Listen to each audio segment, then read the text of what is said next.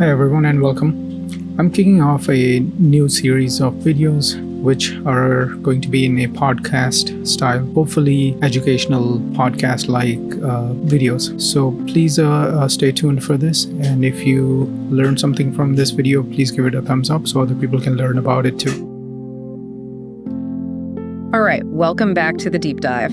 If you're here, you're probably the kind of person who likes to get right into the nitty-gritty, so let's jump right in. Today, we're going deep into the world of cell biology, specifically those tiny powerhouses inside our cells, mitochondria. We're focusing on yeast today.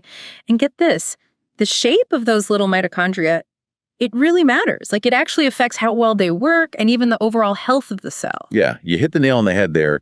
Mitochondrial shape, it's way more dynamic than people realize, and it ties into all these crucial cell processes, like how they generate energy and handle stress. But here's the catch. Studying those tiny structures in yeast, well, it hasn't always been easy, let me tell you. That's what I was going to ask about. What are some of the roadblocks researchers have faced trying to get a good look at, the actual morphology of yeast mitochondria? Well, think about it. These things are tiny, right? Okay. So getting a clear, high-resolution picture, that's been a major challenge. Traditionally, researchers have relied on powerful microscopes, but even those sometimes don't cut it.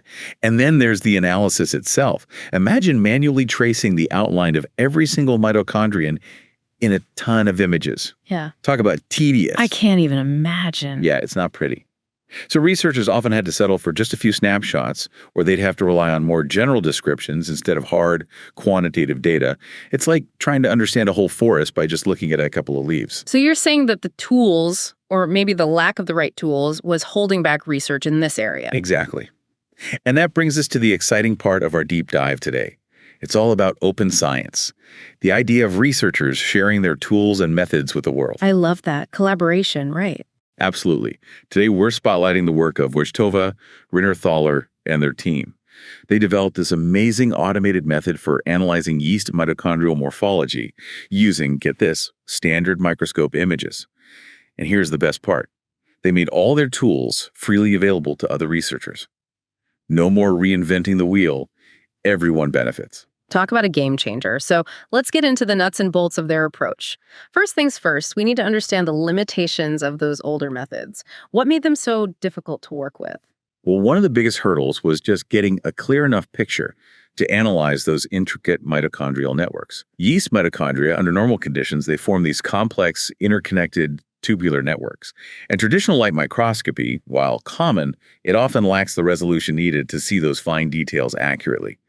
Then you've got this critical step called segmentation, where you basically outline the boundaries of individual mitochondria or the entire network in those images. Getting that right was a major bottleneck. I was reading about a method called global thresholding. Can you explain how that works and why it wasn't ideal for yeast mitochondria? Sure. Global threshold, it's like the go-to method for image analysis. Very basic. You set a brightness level, and everything brighter than that level is considered your object of interest, in this case, mitochondria. Everything darker is background. Yeah. Simple, right? But here's the problem. Yeast mitochondrial images, they're not always so straightforward. You get variations in the fluorescence signal, you get mitochondria clumped together, tangled up, all sorts of odd shapes.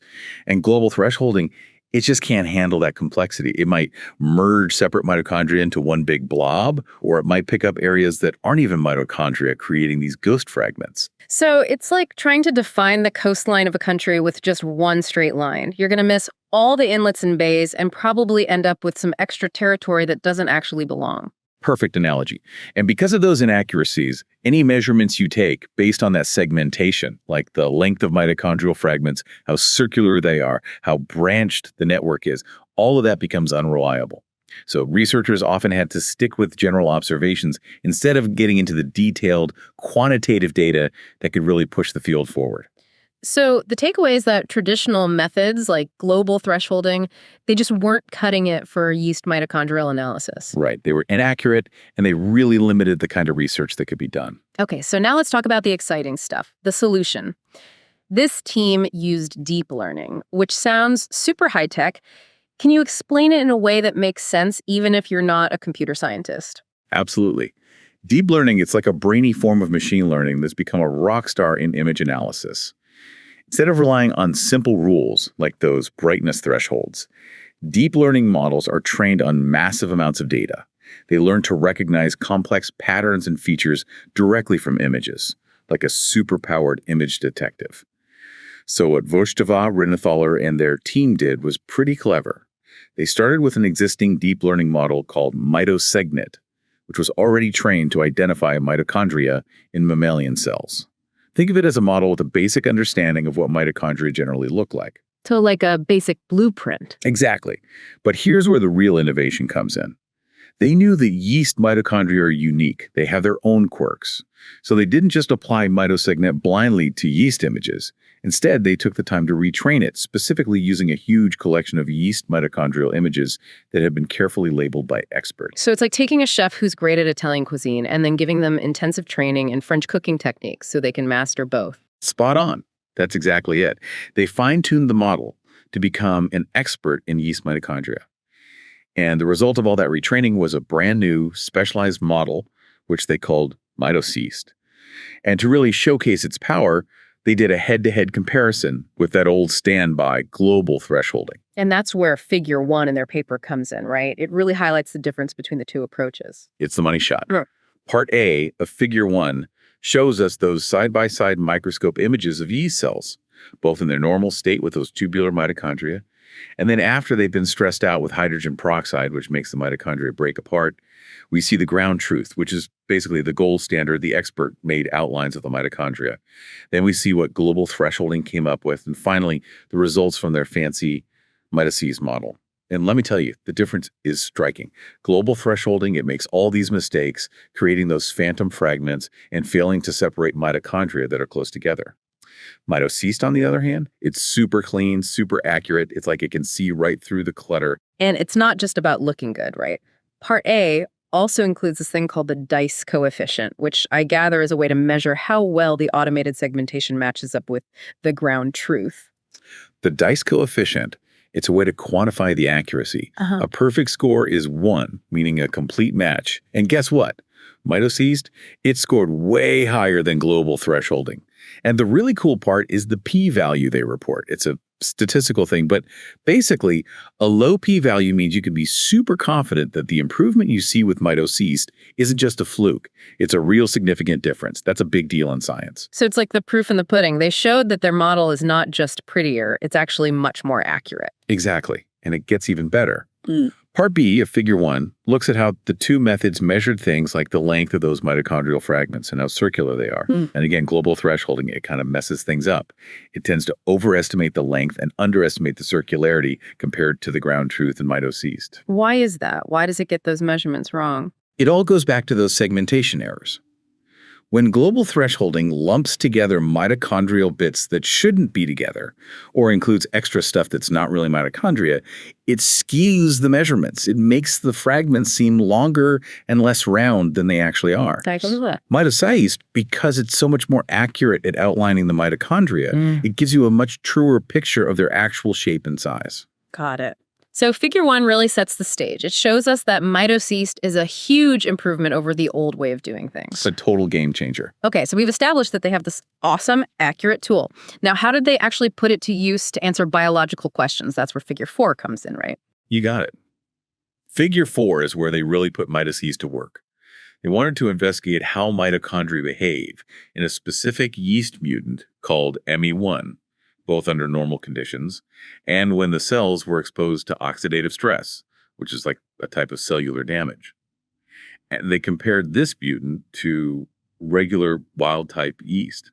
They were trying to understand if deleting the MMI1 gene, which is what creates the ME1 mutant, affects how mitochondria deal with stress. And what did they find? Did the absence of that MMI1 protein make a difference? Oh yeah, big time. The results were really intriguing. First, they looked at the ratio of mitochondrial area to the total area of the cell, kind of like how much space the mitochondria take up. In wild-type yeast, when they were stressed, the amount of space taken up by mitochondria went down quite a bit. It's like the cells were getting rid of some of their mitochondria under stress. But in the MEMI1 mutant, that reduction wasn't nearly as dramatic. Their mitochondria seemed to be sticking around even when things got tough. So it's like the MEMA mutant had a different strategy for coping with stress. It held on to its mitochondria, maybe because they were still useful, or maybe it just couldn't get rid of them as easily. What about the actual shape of those mitochondria? Did that change under stress too? Yeah, absolutely. They looked at the length and circularity of those mitochondrial fragments. In wild-type yeast, stress caused the mitochondria to break down into shorter, more circular pieces, which is a classic sign of mitochondrial fragmentation. The mammal mutant also showed some fragmentation, but it wasn't as extreme. Their mitochondria stayed longer and less circular compared to the stressed wild-type cells. So even though both types of yeast experienced mitochondrial fragmentation under stress, the ME1 mutant seemed to be more resistant to it, like its mitochondria were tougher or maybe better connected. Right, and that idea of connectedness is actually measured in the next part of Figure 4. They use something called the filamentous factor, which basically tells you how interconnected the mitochondrial network is. And guess what? Same pattern. Stress caused a big drop in the filamentous factor in wild-type yeast, meaning their mitochondrial network was breaking down. But in the ME1 mutant, that drop was less severe. Their mitochondria were staying more connected even under stress. Okay, so we're seeing this consistent theme. The ME1 mutants' mitochondria are behaving differently under stress. They're holding on to their mass, they're resisting fragmentation, and they're staying more connected. That's all pointing to a pretty significant role for that MMI1 protein, right? Exactly. And to make sure they weren't just seeing things, they did a really important check. They compared their custom analysis tools to another established method called mitochondria, which measures things like the perimeter of mitochondria, how long and wide they are, and how solid they are, meaning how compact they are. And the good news is that their measurements lined up really well with mitochondria. That gives us extra confidence that their results are solid. So it's like getting a second opinion from another expert and finding out they agree with the diagnosis. That's always reassuring. Absolutely. And what those extra measurements confirmed is that under stress, wild-type mitochondria, they get small and compact. But the ME1 mitochondria, they stay larger and less compact. Wow, so Figure 4 paints this really detailed picture of how the ME1 mutant handles stress. And it's all thanks to Yeast being able to measure these subtle changes in mitochondrial shape. It really highlights how powerful this tool is for uncovering new biological insights. I couldn't agree more.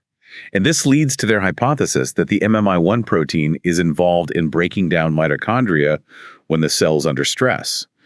Without MMI1, the process might be disrupted, and that could explain why the MMI1 mutant's mitochondria behave so differently. It's like a missing piece of the puzzle. And speaking of sharing, what's really cool about this whole project is that the researchers didn't just keep Yeast and their other tools to themselves, they made everything publicly available, right? That's the beauty of open science. They put all their code and instructions on GitHub, which is like a giant online library for scientific tools. So now any researcher studying yeast mitochondria can download these resources and start using them in their own work. That's fantastic. It removes all those barriers to entry and really fosters collaboration. What's the broader impact of that kind of open sharing in science? It's huge. By sharing their tools, they're basically saying, hey, we found something cool. Let's all explore it together. It promotes reproducibility, meaning other researchers can try to replicate their findings using the same tools, which strengthens the science. And it speeds up discovery. Instead of everyone starting from scratch, we can build on each other's work and make progress much faster. It's like a scientific potluck where everyone brings their best dish and everyone gets to enjoy the feast. I love that analogy. Yeah. And to show just how adaptable their deep learning approach is, they tackled another challenge, one that often comes up in microscopy, dealing with noisy images and really complex mitochondrial networks. That's where Figure 5 comes in. Okay, tell us about Figure 5. What were they trying to accomplish there? They were working with a different yeast mutant called DNM1. This mutant has a defect in mitochondrial fission, the process of mitochondria dividing.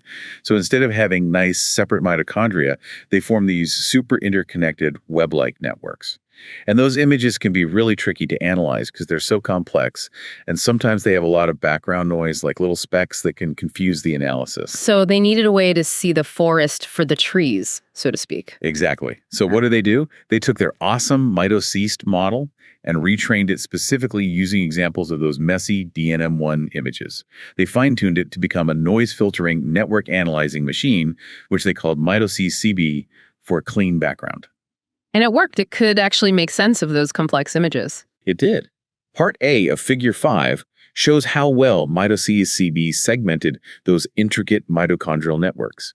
It could separate them from the background noise and accurately outline the whole network.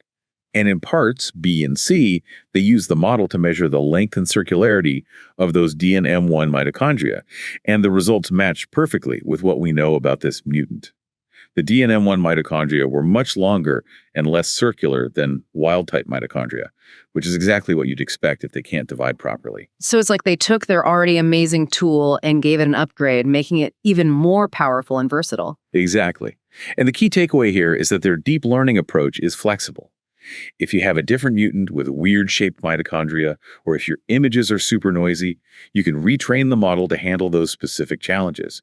It opens up a whole world of possibilities for adapting this method to different research questions. So zooming out a bit, what's the bigger picture here? Why should we care about this research, even if we're not yeast biologists? What are the implications beyond this specific study? That's a great question. What's really exciting is that this work goes beyond just yeast. They've shown that you can create accurate, automated tools for analyzing mitochondrial morphology using widely available microscopy techniques. That's a big deal because it means that researchers studying all sorts of cells and organisms could potentially benefit from this approach.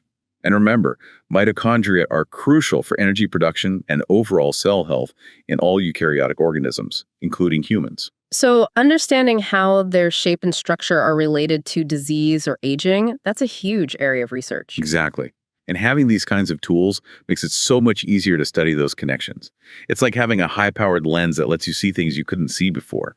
And the fact that they made their tools open source, well, that's just icing on the cake. It means more researchers can get involved, share their own data and tools, and accelerate progress in the field. It's like a ripple effect of collaboration and innovation all stemming from this one study. It's really inspiring to see open science in action. I agree.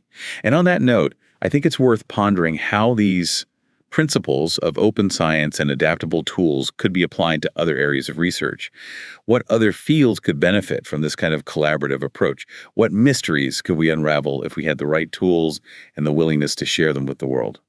Those are some thought-provoking questions. It really makes you appreciate the power of collaboration and the potential for transformative discoveries when we embrace open science. Absolutely. It's an exciting time to be in science, and who knows what amazing breakthroughs are just around the corner thanks to this kind of collaborative spirit. Well said. That wraps up another fascinating deep dive. Until next time. Thanks for having me.